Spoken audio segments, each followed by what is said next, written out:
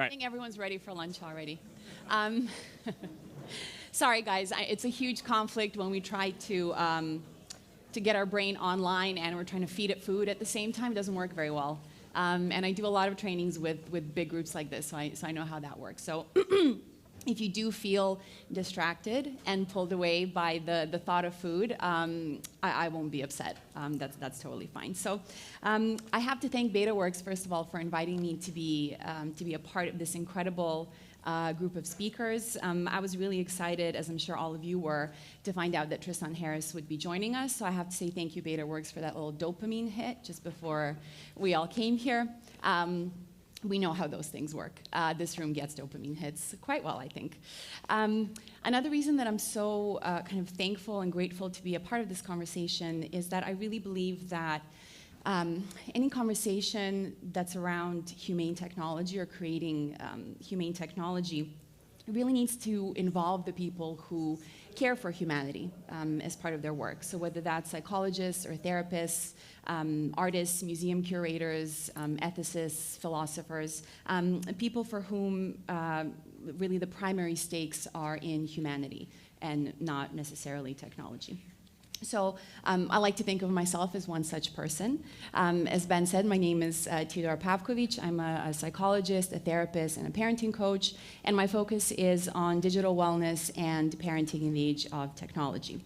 And so the first time that I delivered this talk with this heading was about 3 years ago in Singapore at the Art Science Museum there, and it was at the opening of their exhibit called Big Bang Data. And in preparing for today, I thought, gosh, there's going to be so many things I'm going to have to change about this because it's been over 3 years. Technology has changed so much. And then I realized I wasn't invited there to talk about technology, just like I'm not invited here to talk about technology. The kind of the focus of my talk is really on the humane part, on humanity, and also on kind of what makes us human. And what we need to do in order to develop as humans and to have good mental, emotional, and relational health. And so much of that really is down to this heavy organ that we carry around inside of our skulls every day. So I feel like the previous talk and a few of Douglas's comments have also kind of led up to what I'll be talking to you about for the most part, and that is really our brain and the way our brain works and what are some of our brain's kind of needs and imperatives. And our brain, in fact, hasn't really changed all that much, not just over the past 3 years, but really over the past 500,000 years. And so I'll be talking to you really about what our brain's demands are for healthy development, because I think it's something that we absolutely have to talk about, and we have to consider that if our goal is to create humane technology. So I did say that I wasn't going to talk about technology, I'm not, but just for a second, I want to zoom us out a little bit, kind of across space and time. I'm going to go back a little bit further than Douglas did, just in order to kind of give us a historical, kind of anthropological overview of our ability to create technology. So if you look at the object on your left, we created this 2.6 million years ago it's known as the Aldewan industry, so the oldest stone tool industry that we're aware of. And it was a pretty simple thing. You would basically break off a piece of rock from a bigger piece of rock, and that was pretty much the beginning and the end of that. I would just like us kind of for a moment to take in the fact that there was once a time when this was the very height of our technological ability. It didn't get any better than this. This was the absolute best that we could do. And so now when you look at the object on your right, they may seem quite similar to you. There's not too much difference between them. But in fact, there's a time period of 800,000 years between when we created this object and when we created the other one. The other one was a lot more intricate, and it had much bigger demands. You had to have a bit of a sense for design, symmetry. You needed to be able to chisel it out to form this shape so that it was a much more effective tool. And so you might be wondering, okay, why? What were we doing for 800,000 years, just kind of sitting around waiting for some kind of miracle inspiration to happen? Well, it's really all down to our brain size and our brain development. And throughout history, our kind of technological advances have always gone hand in hand or parallel to our brain development. And so if you look at this very kind of simple diagram here, it shows you our skull size, which also, of course, goes hand in hand with the size of our brain. So if you look at Homo habilis, that was the size of our skull at kind of about the time when we created that first incredibly advanced piece of technology. And then when we move over closer to kind of 1 million years, you see how much the shape of the skull is changing, and so the brain is increasing inside of it as well. And so between kind of 1 million years and 500,000 years ago, the size of our brain developed. And then what's interesting is that since that point, up until now, our brain hasn't actually changed very much. So the volume of our skull right now is about 1,200 milliliters, and so it has stayed more or less the same since then. But of course, what hasn't stopped is all of our technological advancements and developments and kind of technology becoming increasingly more complex. We seem to be moving ever faster and breaking even more things, even though our brain isn't necessarily getting more complex. So it's obvious at the time that it's taking us to create new forms of technology is shrinking. But it's not only the way, of course, in which we're creating technology that's drastically changing, it's the way that we're actually using it. And especially if we kind of look at the past, say, 8 to 12 years or so. And for me as a psychologist and as a therapist, somebody who really works directly with people, not necessarily via a device, that's really the kind of the main key and the main question. How does the way in which we use technology affect our mental, emotional, and relational health? And the reason why it's kind of become a concern and a question is that technology is increasingly, if not necessarily replacing our kind of direct experience of ourselves and other people, it's inserting itself kind of within and inside of that experience. And by doing that, it's potentially disrupting some of our brain's oldest and most fundamental needs. So the Zulu people have this wonderful saying that I hopefully won't butcher, but I probably will, that goes umuntu, numuntu, nabantu. And essentially what this means is a person is a person through other people, or a person is a person because of other people. And as far as our brain's concerned, that's really the greatest truth. That's the most ultimate truth, because what a lot of people don't realize is that we're actually built to wire to each other. Our brain can't really develop otherwise, and our survival used to depend on it. Of course, it doesn't so much nowadays, but I would say that definitely our health and our sanity depend on us being able to connect to each other. And our species is entirely unique because of the vulnerability of our offspring. So human babies, when they're born, they entirely depend on adult members of our species to help them survive, to help them grow, to help them develop. And so our smart little brains have come up with all these different ways, all these different mechanisms to make sure that we seek each other out, that we then connect to each other, that we wire to each other, and that we learn pretty quickly how to get along with each other, and essentially how to help each other feel good. So we'll be talking about the rewards in a little second. And that is really the only way that our brain can satisfy its three fundamental needs, which are for safety, for connection, and for satisfaction. And we see the evidence for this in a lot of different places. So exhibit A would be the human baby, right? They're super cute. It's on purpose. They're made that way intentionally. They smell good, they make cute noises, unless you don't feed them or change them. They have very soft skin. You just want to take care of them. You want to hold them and you want to hug them. And we know actually from the research that babies' brains develop a lot better and fuller and faster when they're hugged lots. So direct physical touch is incredibly important. So, and then exhibit B, which is something that Douglas had mentioned as well, is oxytocin.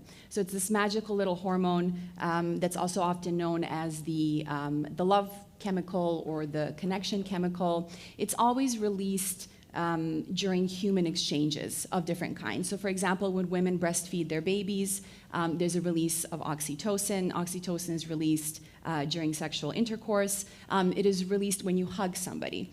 And it seems that it takes about 20 seconds to really get a good hit of oxytocin. So remember that next time when you're hugging somebody. And in fact, I often prescribe that to my clients as a form of therapy, after getting consent from the other person, obviously. So hug somebody for at least 20 seconds. You will both feel good. And in fact, oxytocin is such an important bonding chemical that dogs have co-evolved with us to release oxytocin themselves.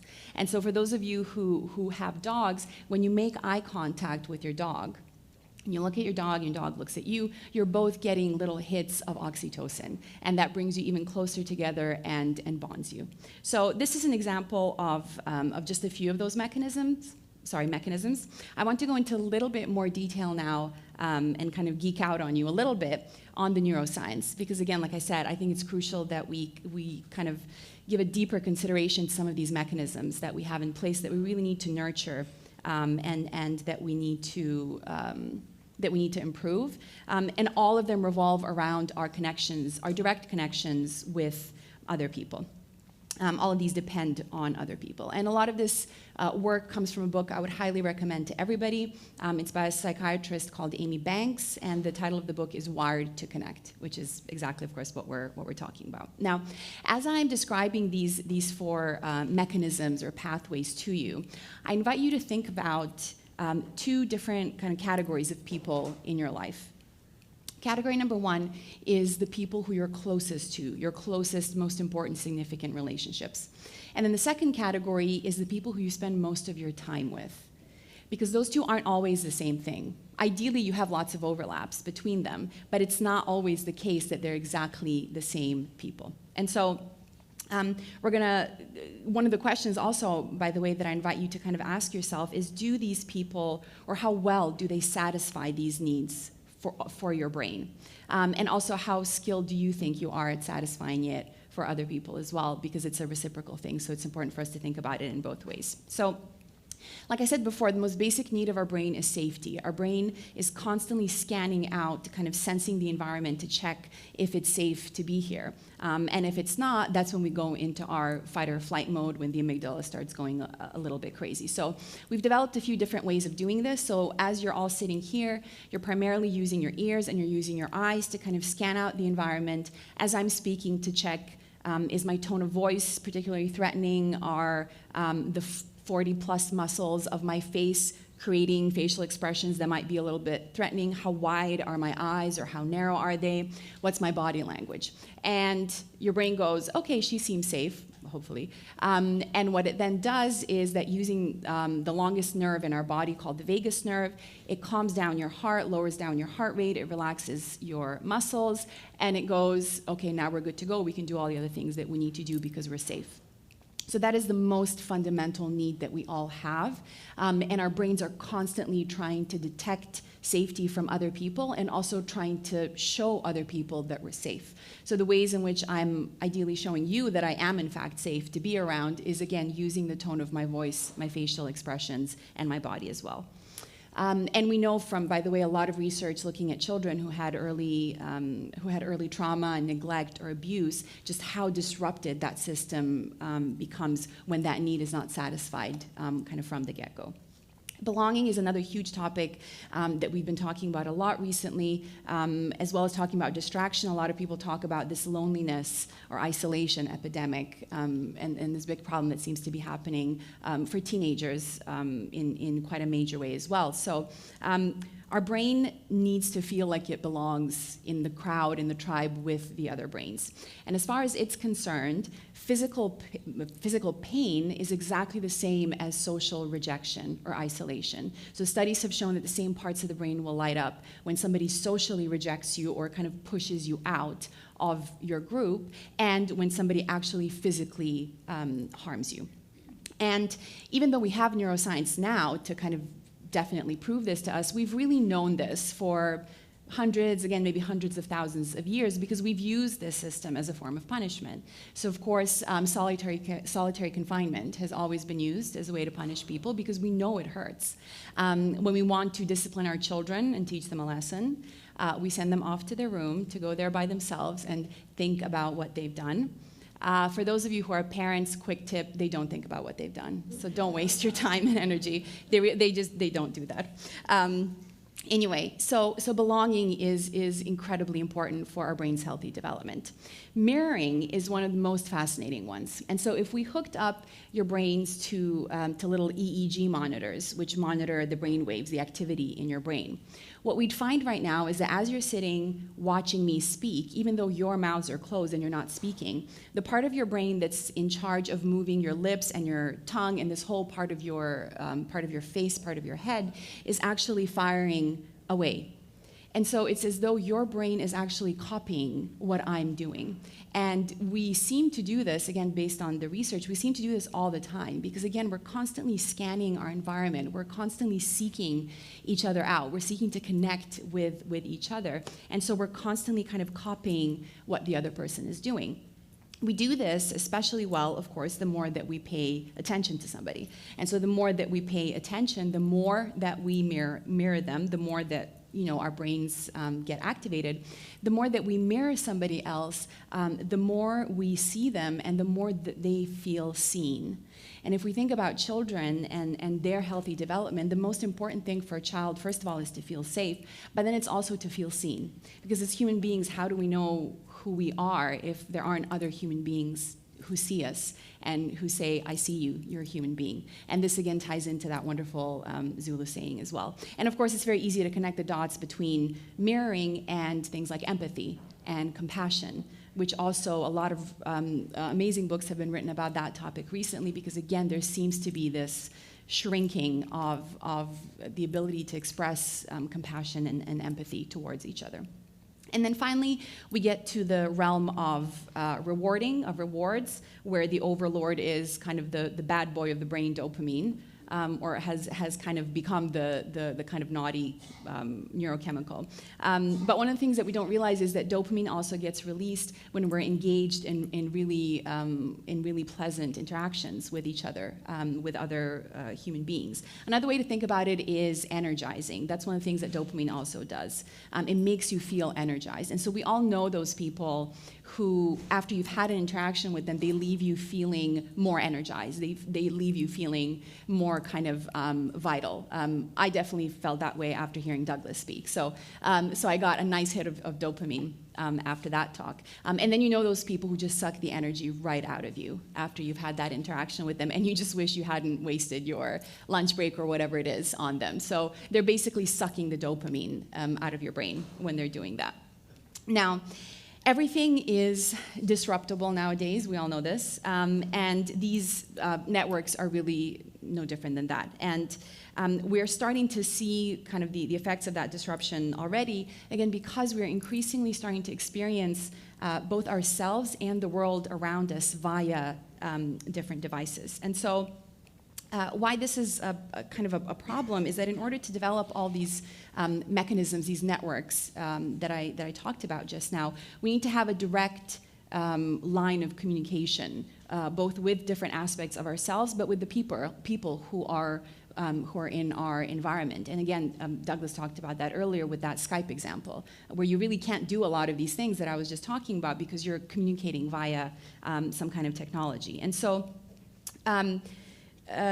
these different mechanisms are getting disrupted by the fact that technology is almost playing this role of kind of a gatekeeper in a way, or kind of a relay station or a filter. You have to go via the tech in whatever form in order to be able to access these different parts of yourself.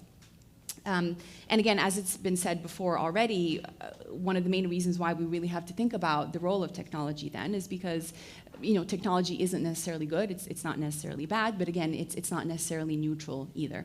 And so to kind of show you now in I think a much more kind of vivid, moving way, what I mean about this relationship that we have technology and kind of technology being this relay station. I'm going to let somebody else do it a lot better than I could. I take you to be my partner. You will be the first thing I think about each morning and the last thing I hold at night. I promise to carry you with me always. I will feel you with me even when you're not really there. You will be my conduit, my buffer, my sanctuary. I promise to never let the real world distract me from your glow. I will spend less time with friends and family and more time interacting through you. When I can't be with you, I will become anxious and unhappy. We will raise my kids together. I will leave them with you for hours on end, and they will prefer your company over mine. I will tell you all my secrets, and you can sell them. I promise to spend 4 hours a day looking at you, touching you thousands of times. You will be my everything, my obsession, my addiction. You will change my brain chemistry, and I will pay thousands of dollars to make sure we stay together. Awesome. So, ma'am, would you like the unlimited data plan?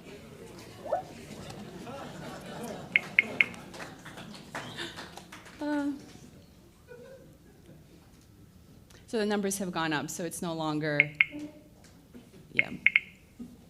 So this video was created by this company, Educated Change, who I really encourage you all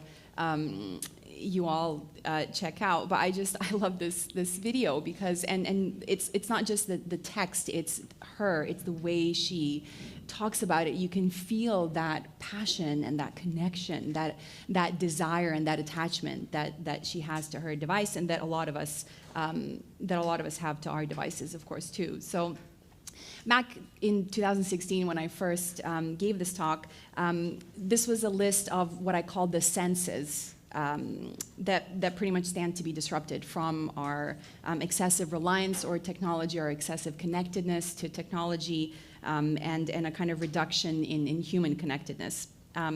And I think we're seeing proof of this already. Obviously, there are lots of positive ways in which technology can play a role in our sense of self, in potentially our sense of well-being, our sense of worth, our sense of the future. But I think in creating humane technology, again, we have to also be aware of this kind of dark side of the moon in this whole question around how we're using technology and what role it's starting to play in our lives. And kind of the most basic essentials that I always advocate for when it comes to the way in which we use technology is, first of all, to always question and even challenge the role that it plays in our experiencing of all of these different things, and to make sure that when we are using tech, first of all, that we're using it in a kind of mindful, intentional, purposeful way. Second, that we can kind of clearly define the beginning and the end of it, so that, again, it helps us kind of to define its role. And then also that it's not completely replacing our direct experiencing of any of these things. So I'll give you one example of how I recently changed one of my habits. I love Google Maps probably more than anything else in the world when it comes to technology, and I love using it when I need it and when I don't need it. So I've become a little bit hooked to it. And I recently read some very preliminary data that indicates that, because again, as human beings, we were really built to scout out our environment, right? To use the light outside, the temperature, the movement of the wind to figure out where we are, what direction we need to go in, and so on. We use a part of our brain called the hippocampus to do that. And the hippocampus suffers a lot in patients who have Alzheimer's disease. And so some of the preliminary data suggests that possibly as a result of using Google Maps excessively, we could affect the structure of our hippocampus. And that's not to say that using Google Maps will cause you to suffer from Alzheimer's disease, but that there is potential for this excessive reliance on Google Maps to affect the structure of your hippocampus, which then maybe at one point might make you kind of a little bit more vulnerable to Alzheimer's disease. So I don't use it as much anymore. So that's one of the ways in which I've changed my relationship to Google Maps. So I want to bring it back now to children, because their well-being, their healthy development is really the kind of the focus of my work and my greatest priority. And my biggest concern probably is that we as adults at one point are not really going to be able to teach these kids how to tell the difference between what is actually real, what is an actual kind of felt sense, and what isn't real. and that these kids one day soon will not be able to tell the difference between real snowflakes and ashes. And so to wrap up, given that we're celebrating 50 years of man landing on the moon, which is probably one of humankind's greatest technological accomplishments, I hope that you all forgive me for hijacking one of President John F. Kennedy's best-known quotes, and also for adapting it a little bit for our purposes here. And so I hope that that this choice is one that we're all committed to, and I hope that that ideally I speak for all of us when I say that we choose to create humane technology not because it is easy, because we know it isn't, but because it's hard. Because that goal will serve to organize and measure the best of our energies and skills. Because that challenge is one we're willing to accept, one we are unwilling to postpone, and one that we intend to win. Thank you, guys.